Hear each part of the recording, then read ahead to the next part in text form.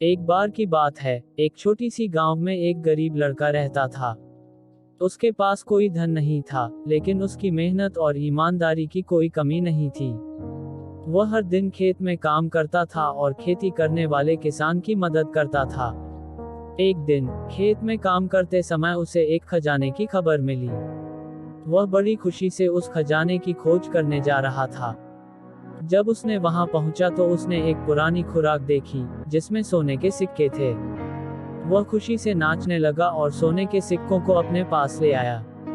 लड़के ने सोचा, यह सोने के सिक्के मेरी संपत्ति हैं, अब मैं बहुत अमीर हूँ। लेकिन उसे एक विचार आया। वह समझता था कि अगर वह सोने के सिक्कों को एक साथ खर्च कर देता है, तो उसे तात्पर्य नहीं मिलेगा। इसलिए वह एक सोने के सिक्के को अपने गांव के पंडित जी को देने चला गया। पंडित जी को खुशी हुई और उसे आशीर्वाद दिया। उसके बाद लड़का दूसरे सोने के सिक्के को अपने गांव के अस्पताल में देने चला गया। वह अपने गांव के गरीब बच्चों के लिए एक सोने का आशीर्वादित फंड बनाने का निर्णय लिया। गरीब बच्चों को पढ़ाई के लिए आवश्यक सामग्री और स्कूल फीस की सुविधा देने के लिए यह फंड उपयोगी साबित हुआ। लड़का की ईमानदारी और नेकियों की गुणवत्ता ने गांव के लोगों का दिल जीत लिया। उसे इतनी प्रशंसा मिली कि लोग उसे सोने वाला लड़का के नाम से पुकारने लगे। जब वह अचानक अमीर हुआ तो उसे घमंड नहीं आया। उसने कभी अपनी मेहनत और आपातकाल में आई खुशियों को भूला नहीं। उसने अपनी संपत्ति का उचित उपयोग किया और दूसरों की सेवा करने में खुद को समर्पित किया। इस कहानी का संदेश है कि हमें संपत्ति के माध्यम से सिर्फ अपनी खुशियों को बढ़ाने के साथ साथ दूसरों की सेवा करना भी अपनी प्राथमिकता होनी चाहिए। हमारे प्रत्येक कर्म का परिणाम हमारे अच्छे और बुरे कर्मों का द्वारा होता है। यदि हम खुशहाली और समृद्धि के लिए कर्म करेंगे और दूसरों की मदद करेंगे, तो समाज में एक सकारात्मक परिवर्तन लाएंगे। सोने वाला लड़का ने दूसरों की मदद करने के लिए एक योजना बनाई।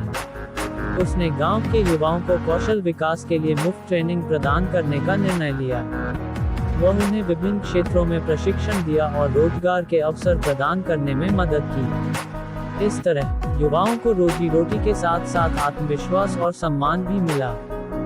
गांव की आर्थिक स्थिति में सुधार हुआ और लोगों का जीवन सुखी और उत्थानशील हुआ।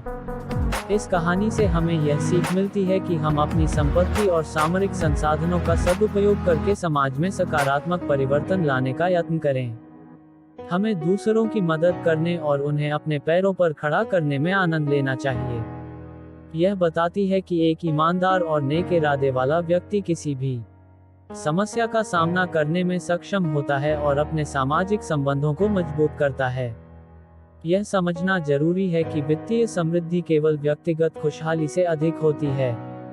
जब हम दूसरों की मदद करते हैं, तो हम सामाजिक समरसता, समानता और आपसी सहयोग को बढ़ाते हैं। सोने वाला लड़का की ईमानदारी, नेकी और निर्मल मन से उसे सबके प्यार और सम्मान की कमाई हुई। उसके गांव में लोग उसे आदर्श मानते थे और उसके कर्मयोग में प्रेरित होते थे। बस इस कहानी से हमें यह समझना चाहिए कि एक ईमानदार, नेक और सदाचारी व्यक्ति का जीवन हमेशा उज्जवल और प्रभावशाली होता है। हमें सदैव अपने कर्मों में ईमानदारी, सच्चाई और प्रेम की बात करनी चाहिए।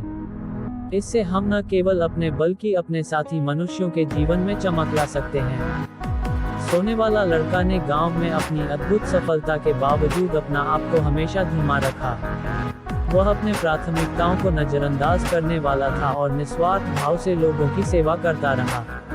एक दिन गांव में बड़ा आपदा आ गई।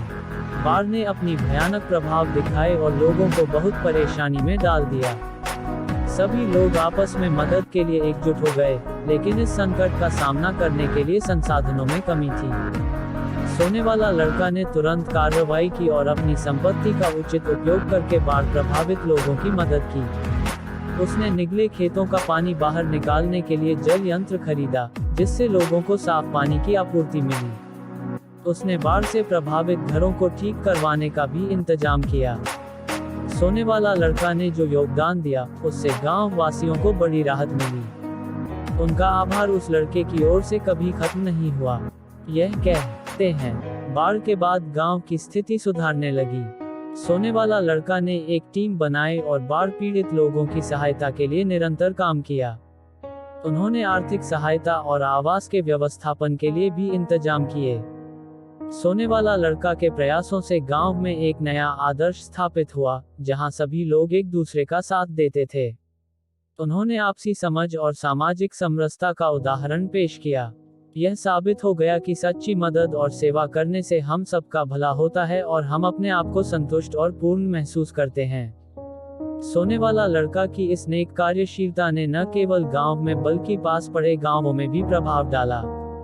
लोग उनकी कहानी सुनकर प्रेरित हुए और उनके अनुसरण में आए। सोने वाला लड़का ने एक सामाजिक आंदोलन शुरू किया, जिसका मकसद था लोगों को जागरूक करना और सामाजिक न्याय की प्राप्ति के लिए संघर्ष करना।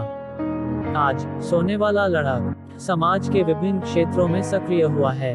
उसके नेतृत्व में स्वच्छता अभियान, शिक्षा प्रदान और किसानों की सहायता कार्यक्रम आयोजित किए जाते हैं। उसकी योजनाओं ने गांव को आधुनिकीकृत किया है और जनसंख्या के विकास को प्रोत्साहित किया है। सोने वाला लड़का द्वारा संचालित यह सामाजिक आंदोलन आज लोगों की आवाज बन चुका है। उसकी मेहनत और समर्पण ने अनेक लोगों की जिंदगी बदल दी है। उसकी इस मिशन को सफलता मिली है क्योंकि वह न सिर्फ अपने व्यक्तिगत लक्ष्यों के पीछे पड़ गया, बल्कि अपने सामाजिक दायित्वों को भी निभाया। यह कहानी हमें यह सिखाती है कि हमारे कर्मों का महत्व हमारी सामाजिक सेवा में है। जब हम नेक इरादों से काम करते हैं और अपने संघर्षों के बावजूद दूसरों की सहायता करते हैं, तो हम एक सकारात्मक परिवर्तन की संभावना पैदा करते हैं। हम सभी में एक सोने वाला लड़के की तरह का जीवन बसता है, जो दूसरों के लिए सेवा करता है और अपने कर्मों से प्रेरणा प्रदान करता है। एक दिन सोने वाला लड़का ने अपने गांव के पास एक गरीब परिवार के बच्चों को देखा। वे बच्चे अनपढ़ थे और उन्हें शिक्षा का अधिकार नहीं था। इस दृश्य ने सोने वाला लड़का को बहुत दुखी किया। वह जानता था कि शिक्षा माध्यम से बच्चों को अच्छा भविष्य मिल सकता है। इसलिए सोने वाला लड़का ने तत्परता से काम करते हुए एक शिक्षा संस्थान की स्थापना की। वह अपनी संपत्ति का उचित उपयोग करके इस संस्थान की संचालन व्यवस्था स्थापित कर दी। उसने अधिकांश गरीब बच्चों को निःशुल्क शिक्षा के अवसर प्रदान किए और उन्हें ज्ञान की चाबी दी। सोने वाला लड़का ने शिक्षा के माध्यम से बच्चों को अच्छे मूल्यों, नैतिकता और जीवन कौशल सिखाए। वह उन्हें बहुतायत संसाधनों के साथ उपयोगी नैतिकता और सामाजिक मूल्यों को समझाने में मदद करता रहा। यह उन बच्चों के जीवन में एक दिनांकित करने वाला परिवर्तन लाया। उन बच्चों ने अपने पढ़ाई में मेहनत की और अद्यतन जगहों में आदान प्रदान किया। उन्होंने आत्मविश्वास और स्वाभिमान का विकास किया और खुद को सामरिक रूप से सुधारा। सोने वाला लड़का की शिक्षा संस्थान ने धीरे धीरे अपनी पहचान बना ली और गांव के पास के इलाकों में भी नवयुवकों के लिए संदर्भ